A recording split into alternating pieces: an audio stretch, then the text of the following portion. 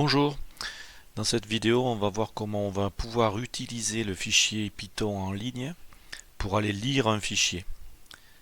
Alors avant ça il faut comprendre comment fonctionne ce logiciel, puisque sur EduPython, donc l'interpréteur installé sur votre PC, si vous voulez lire le fichier, la méthode la plus simple c'est d'enregistrer votre fichier Python dans le même répertoire que celui qui contient le fichier à lire.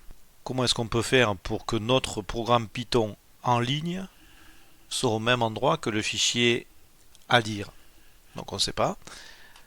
Alors pour comprendre, en fait, on va réexécuter le fichier d'écriture de fichiers qu'on a réalisé la semaine dernière.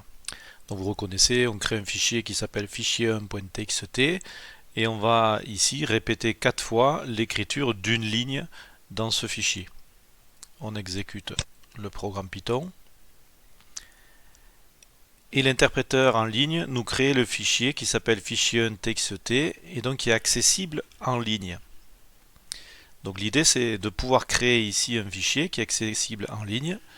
Si on veut lire un fichier, il faut que ce fichier soit ici sur cette barre de tâches, on va appeler ça comme ça, pour que le programme principal accède au fichier.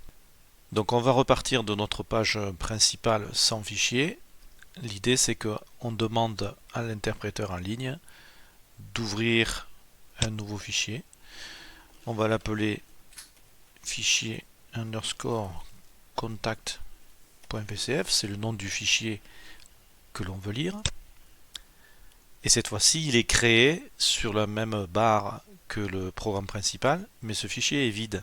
On va aller donc chercher les éléments du fichier avec bloc-notes.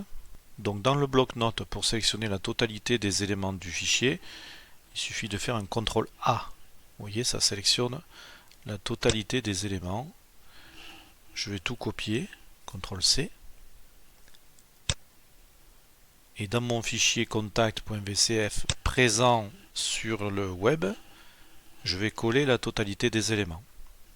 C'est fini, j'ai plus rien d'autre à faire. Si je reviens ici à mon programme principal, j'ai plus qu'à écrire le programme pour aller lire dans le fichier qui s'appelle fichier contact.vcf. Merci de votre écoute, à bientôt.